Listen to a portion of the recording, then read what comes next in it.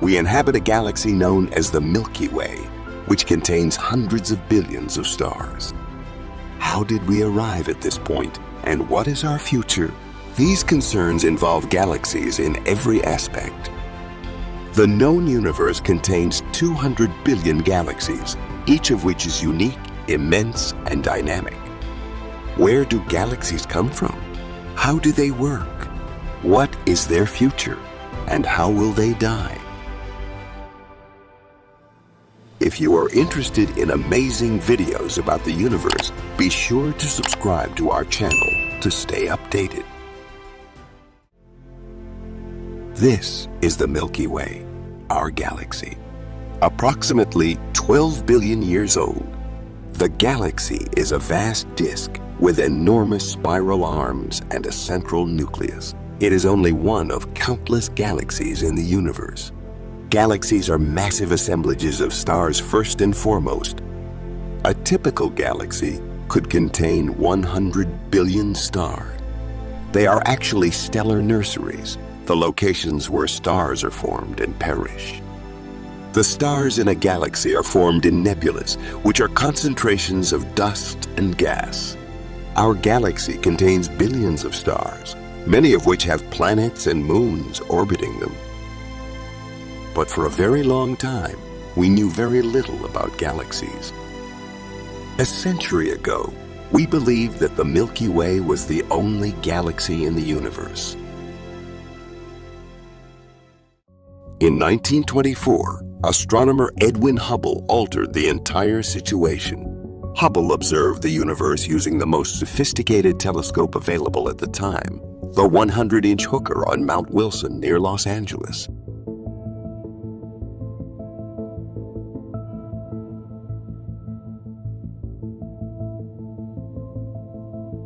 Far, far away, he saw hazy masses of light in the darkness of the night sky. He realized they were not even separate stars. They were entire star-filled cities, constellations far beyond the Milky Way. The astronomers received an existential jolt. We went from the Milky Way galaxy being the only galaxy in the universe to billions of galaxies in a single year. Hubble made one of the finest discoveries in the history of astronomy when he discovered that the universe contains a large number of galaxies rather than just one. This is the Whirlpool Galaxy. It comprises over 160 million stars and is characterized by two enormous spiral arms. In addition, the stars of the huge elliptical galaxy M87 shine with a golden hue since it is one of the oldest galaxies in the cosmos.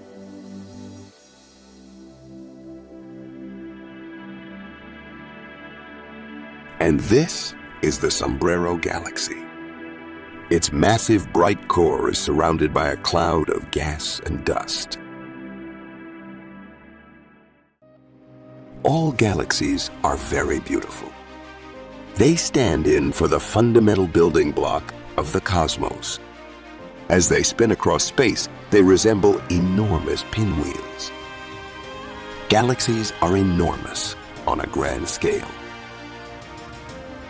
On Earth, we measure distance in miles. In space, astronomers use light years. This is how far light can travel in a year. Our galaxy's diameter is over 100,000 light years, and we're now located at a distance of 25,000 from its center. However, in the grand scheme of things, even it seems like a tiny dot. While the Milky Way seems enormous from Earth, when compared to other galaxies, it is really rather little. Andromeda, the galaxy closest to us, is about 200,000 light-years wide, making it twice as large as the Milky Way. M87 is the largest elliptical galaxy in our own cosmic backyard and much bigger than Andromeda. But M87 is tiny compared to this giant.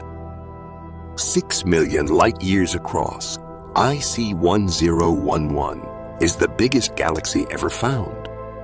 It's 60 times the size of our own Milky Way. It's common knowledge that galaxies are enormous and ubiquitous. But why is this the case? The origin of galaxies is a key mystery in astrophysics. Approximately 13.7 billion years ago, the universe began with what we refer to as the Big Bang, a period of intense heat and density. We know that there could not have been anything like a galaxy at that time. So galaxies must have come from that very early universe and formed from it. For stars to form, and for galaxies to form from those stars, gravity is essential. After the Big Bang, the first stars began to emerge only 200 million years later. The earliest galaxies formed as their masses began to clump together because to gravity. Thanks to the Hubble Space Telescope, we can now see the early universe when galaxies were just beginning to form. Numerous galaxies are visible to the Hubble, the light we see from distant galaxies now. However, really departed those objects many millions or perhaps billions of years ago.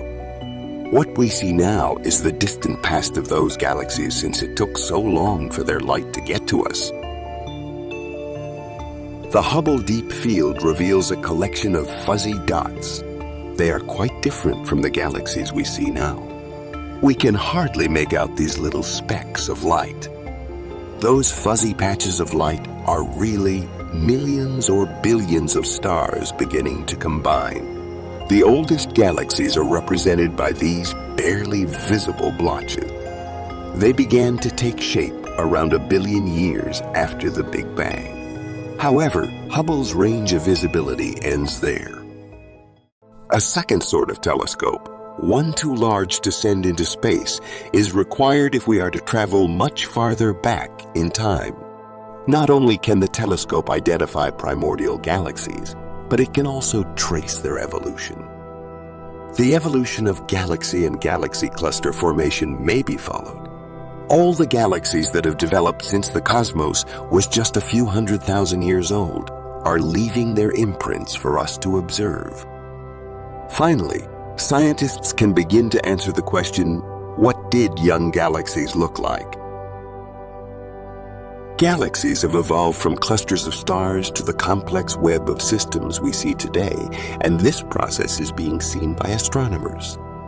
As far as we can tell, the greatest structures in the universe today originated as star clusters, evolved into galaxies, formed clusters of galaxies, and ultimately coalesced into superclusters of galaxies.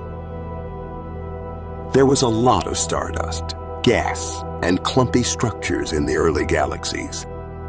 However, modern galaxies seem organized and tidy. When and how can tangled clusters of galaxies become neatly organized spirals and pinwheels? Gravity is the explanation. Galaxies are molded by gravity, and its effects determine their fate. At the center of most galaxies lies an unfathomably strong and destructive gravity source. And our own Milky Way has one hidden at its core. Over 12 billion years have passed since galaxies first appeared. These stellar conglomerations may take many forms, from spirals to giant spheres of stars, as far as we can tell. However, there is still a great deal we don't understand about galaxies. How did galaxies evolve into their present forms? Did spiral galaxies always have to be spirals? The answer is almost certainly no. Young galaxies are a mix of stars, gas, and dust. They are untidy and chaotic. They begin as chaotic formations, like the Whirlpool Galaxy, then over billions of years develop into more orderly forms. The Milky Way wasn't born from a single galaxy, but from a cluster of several. Our Milky Way originated as a collection of disparate formations, objects of varying sizes and shapes that gradually merged to become the galaxy we see today. Gravity is what binds the various components together. Over time, it gradually draws stars closer. They pick up speed and flatten out into a disk shape. Massive spiral arms gather stardust and gas. This process was carried out countless times during the course of the cosmos.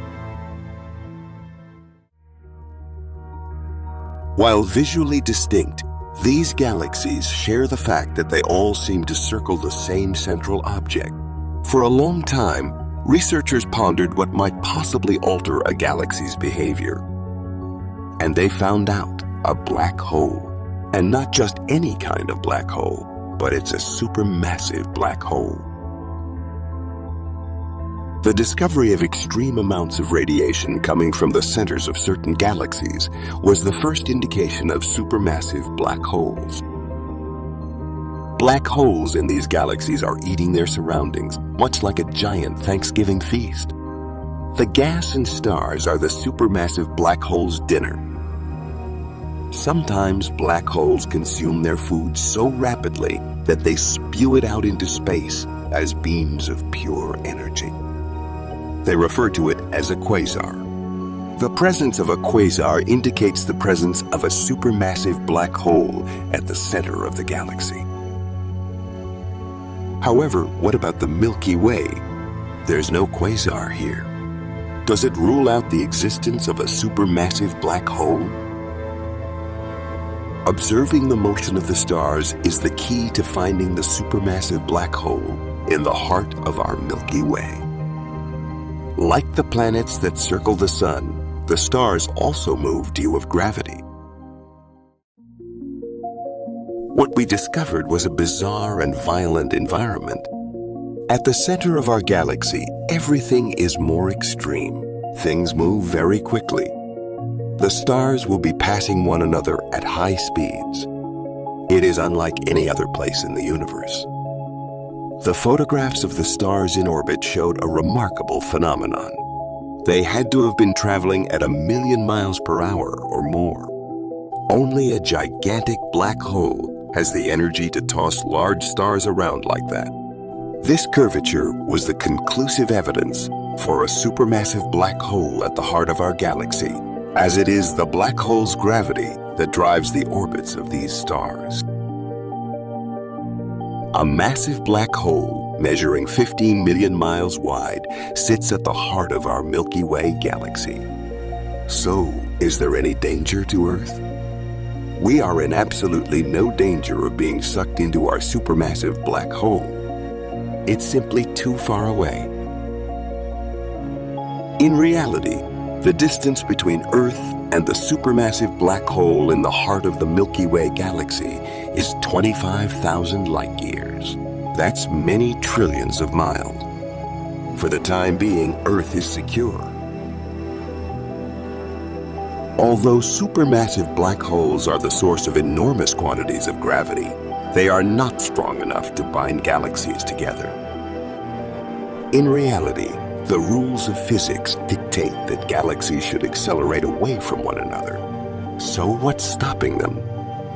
Because there's something stronger than a gigantic black hole waiting to be discovered. It is invisible and very difficult to detect. It's called dark matter, and it's everywhere. Supermassive black holes discovered by astronomers are found in the centers of galaxies and are responsible for the rapid movement of stars in their vicinity. However, they are insufficient to hold together all of the stars in a vast galaxy. So what does hold them together? It was a mystery until a maverick scientist proposed that something unknown was in action. Fritz Zwicky, a Swiss astronomer, pondered in the 1930s why galaxies clustered together. He reasoned that because they weren't producing enough gravity, they should be flying apart. However, the force of our own gravity was insufficient. Therefore, he deduced that it must be something that had never been discovered before, something that had never even been considered, and he called it dark matter. Fritz Zwicky was decades ahead of his time, and that's why he grated on the astronomical community. And this is a brilliant idea. But he was correct, you know. It's possible that individual galaxies are also held together by the mysterious substance that Zwicky dubbed dark matter. Galaxies rely on dark matter as a kind of protective framework that keeps them from collapsing and moving about. Now, scientists have discovered that dark matter does more than just bind galaxies together. It may have also triggered their evolution. Scientists believe that after the Big Bang, dark matter started to cluster, and these dark matter clumps evolved into the galaxy's nucleus. However, the nature of dark matter is still a mystery to physicists. Weird things happen with dark matter since we don't know what it is. Obviously, it's not constructed from the same substance that humans are. You can't push against it. You can't feel it. However, it is likely everywhere. It's a ghost-like material that will pass right through you as if you didn't exist at all. Although our understanding of dark matter is limited, it seems to be abundant across the cosmos. That means there must be at least 6 times as much dark matter as regular matter, what humans are comprised of in the cosmos. And the way the cosmos seems to function depends on it. Observations of its effects on light have led to its recent indirect detection in deep space. Through a process known as gravitational lensing, it warps the light. The existence of dark matter may be tested using gravitational lensing. As a ray of light from a distant galaxy travels towards us, its course will be bent around a huge collection of dark matter due to the latter's greater gravitational attraction.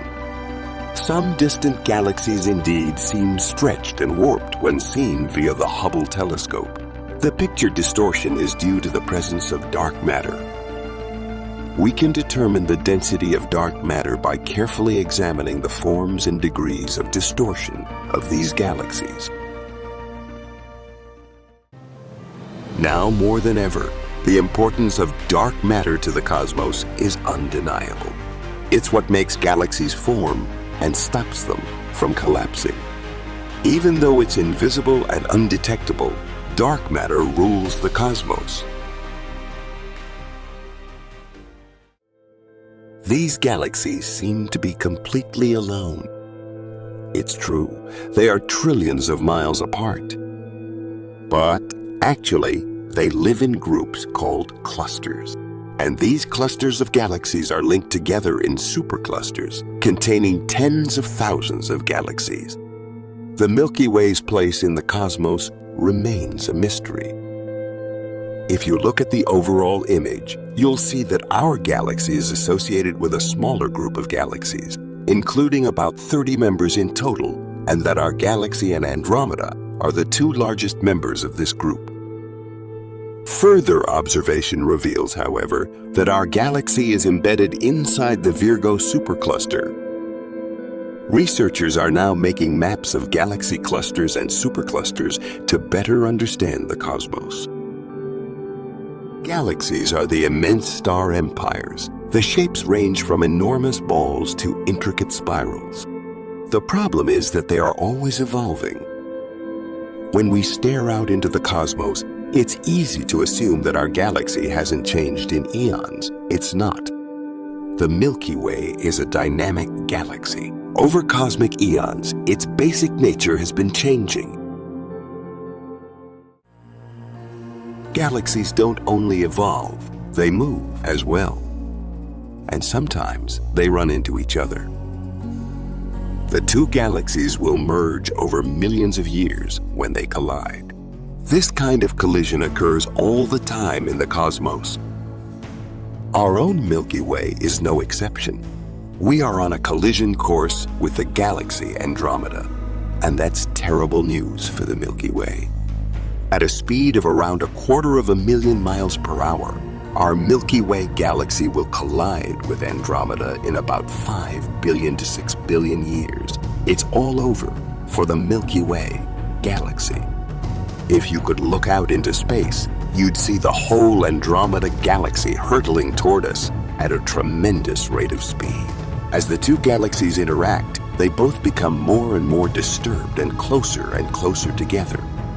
There will be a dance of death between the two galaxies. Whenever galaxies collide, they release clouds of gas and dust in all directions. As galaxies collide, their combined gravity rips stars from their orbits and launches them into the void. As we approach doomsday for the Milky Way galaxy, it would be spectacular. The two galaxies will ultimately pass through one another and merge into a single one. The Milky Way and Andromeda as we know it will cease to exist, and Milkomeda will be born, and it will look like a whole new galaxy.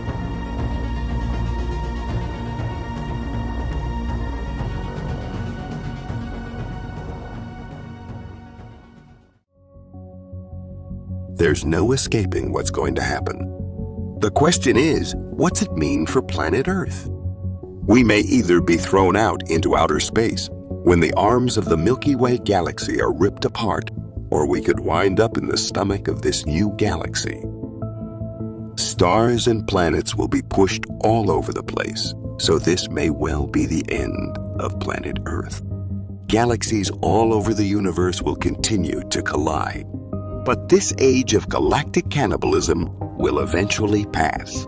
Because there is an even more destructive force in the universe, a force that nothing can stop. It will eventually tear the cosmos apart by stretching everything to the point that galaxies are pushed apart from one another. Researchers have identified a new cosmic power. It's called dark energy. Unlike dark matter, dark energy has the opposite effect. It pushes galaxies apart rather than bringing them together. Dark energy, which we've only discovered in the last decade and which dominates the universe, is significantly more enigmatic. We don't have the slightest idea why it's there. What it's made from, we don't really know. We are aware of its presence, but beyond that, our understanding of it is limited. Dark energy is really weird. Things resist and are pushed away from one another as if space itself contained tiny springs. In the far future, scientists predict that dark energy will triumph over dark matter in the cosmos. And with that triumph, galaxies will finally begin to drift apart. Galaxies will eventually die off due to dark energy. It will do this by accelerating the expansion of the universe, forcing all galaxies to recede farther and further away from us until they become invisible and travel faster than the speed of light. Therefore, everything else in the cosmos will vanish before our own eyes. The remainder of the cosmos won't vanish today or tomorrow, but it may after 1 trillion years. Galaxies will be left alone in the void. However, this will not occur for an extremely lengthy period. The cosmos is doing well right now, and galaxies are creating favorable circumstances for life to exist. Without galaxies, I wouldn't be here. You wouldn't be here. Maybe not even life itself would exist. This is fortunate for us. The only reason why life has evolved on Earth is because our minuscule solar system was formed in the correct region of the galaxy. If we were any closer to the center, we wouldn't be here. Life in the center of a galaxy may be extremely hazardous. In point of fact, the proximity of our solar system to the core of our galaxy would render it so radioactive that it would be impossible for life to continue in any form. Too far away from the center would be just as bad. Out there aren't as many stars. We might not exist at all. We are therefore, in a sense, in the Goldilocks zone of the galaxy. Neither too close nor too far away, but just right. There may be millions of stars in the cosmic Goldilocks zone, where conditions are just suitable for life. Furthermore, if our galaxy can support life, then other galaxies should be able to as well.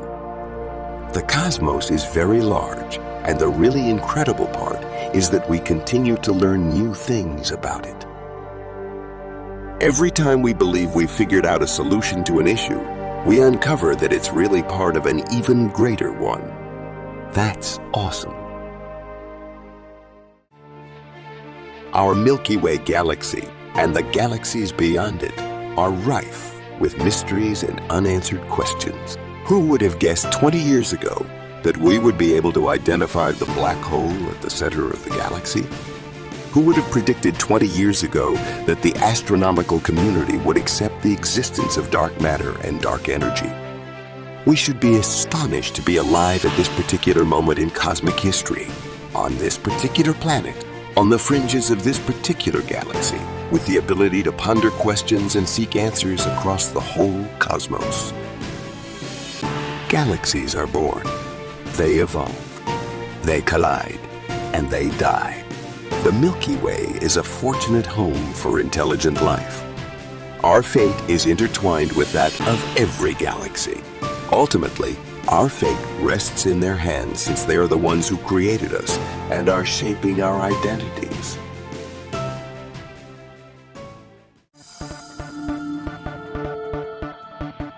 Ladies and gentlemen, welcome to today's topic, aliens. Are they real? Do they exist? And if so, what do they look like?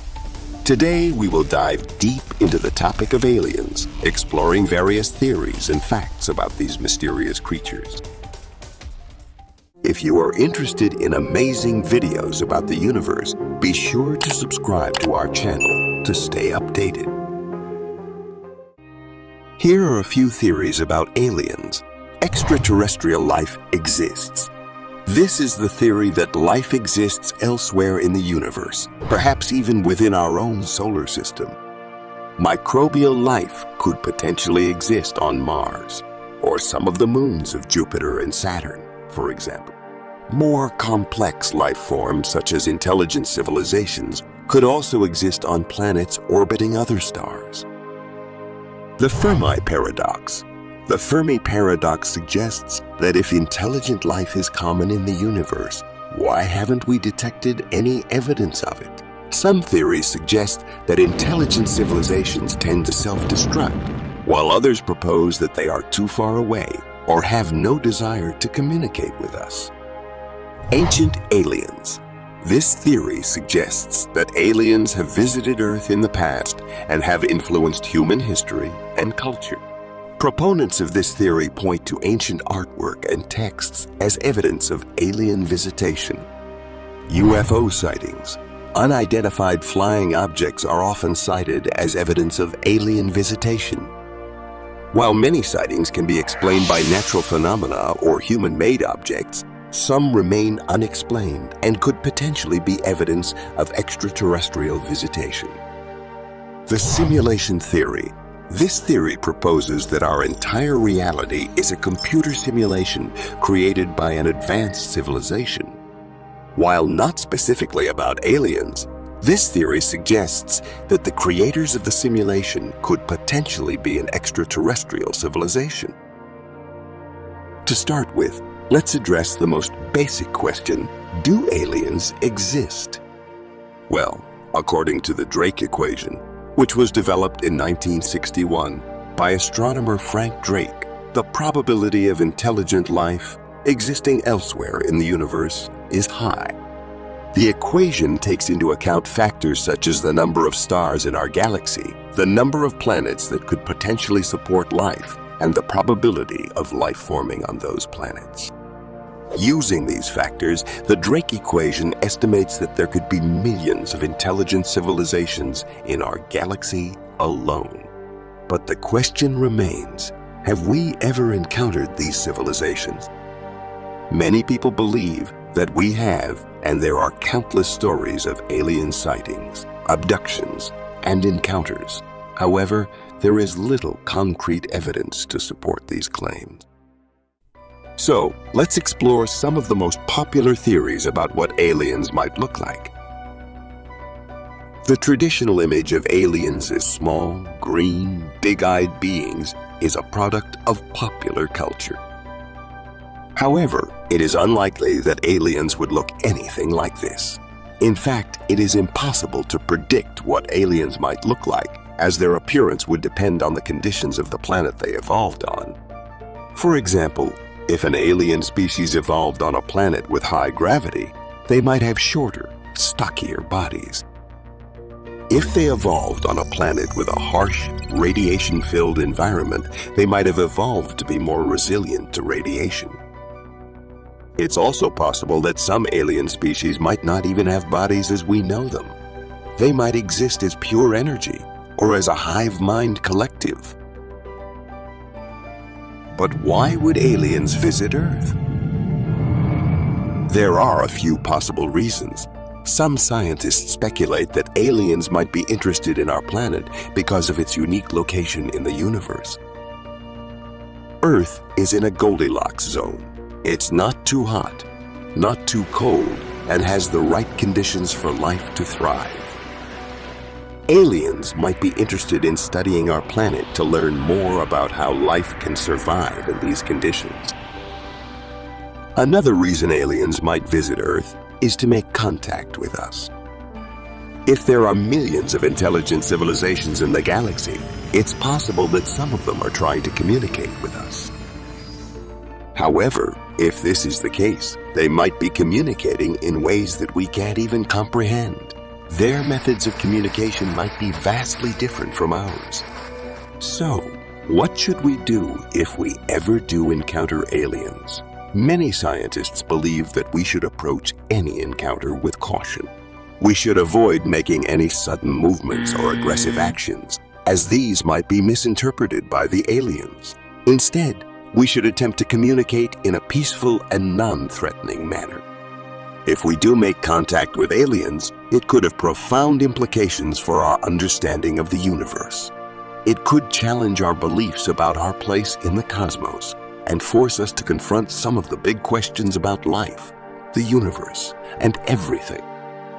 Now that we've explored some of the theories and possibilities of alien life, let's consider the idea of the Fermi paradox. This paradox asks the question, if there are so many intelligent civilizations out there, why haven't we seen any evidence of them?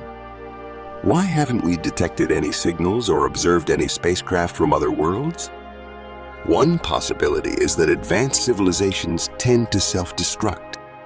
With technology comes the potential for destruction, whether through environmental damage, war, or some other catastrophe. It's possible that many intelligent civilizations reach a point where they are unable to sustain themselves and ultimately fail. Another possibility is that intelligent civilizations have no desire to make contact with us. Perhaps they are simply not interested in Earth or in communicating with other species. Or perhaps they are too far away to detect our signals and we are too primitive to detect theirs. Regardless of the reasons, the Fermi paradox remains a mystery and a subject of much speculation. But let's turn our attention to the possibility of life in our own solar system. While we haven't found any evidence of intelligent life, there are some promising signs that microbial life might exist on other planets or moons. For example, NASA's Mars rover has detected methane on the planet's surface, which could be a sign of microbial life. And scientists have found evidence of subsurface oceans on some of Jupiter and Saturn's moons, which could potentially support life. If we do find evidence of microbial life in our own solar system, it would be a major discovery and could have significant implications for our understanding of life in the universe. Let's consider the potential implications of discovering intelligent life. If we were to make contact with an alien civilization, it could have profound impacts on our society and our understanding of the universe. For one, it could challenge our existing beliefs and worldviews. We might need to reevaluate our ideas about our place in the cosmos, our religious and philosophical beliefs, and our understanding of the origins of life. It could also raise questions about the ethics of interacting with other intelligent species and the responsibilities that come with such interactions. Another potential impact is on our technology and scientific progress. If we were to encounter a more advanced civilization, we could learn from their technology and knowledge, potentially accelerating our own progress. On the other hand, it could also pose a threat if the aliens have hostile intentions towards us. It's difficult to say for certain whether aliens, if they exist, would be dangerous to us. We have no concrete evidence of intelligent extraterrestrial life, and so any speculation about their intentions or behaviors is purely hypothetical. Some people argue that aliens could be dangerous if they are more technologically advanced than us and have the ability to conquer or destroy us. Others point out that any civilization advanced enough to travel through space would likely have a more sophisticated understanding of the universe and may be more peaceful and cooperative. It's also possible that aliens could be indifferent to us, simply observing us from a distance without any intention to interact with us at all. Overall, while it's fun to speculate about the potential dangers of alien life, the truth is that we simply don't know enough to make any definitive conclusions about their intentions or behaviors. The search for extraterrestrial life should be approached with an open mind and a healthy dose of curiosity rather than fear or paranoia. Regardless of the potential impacts, the search for intelligent life continues. We are constantly developing new technology and refining our techniques to search for signals and evidence of other civilizations. And while the chances of finding intelligent life may be slim, the pursuit of knowledge and discovery is a worthy endeavor in and of itself.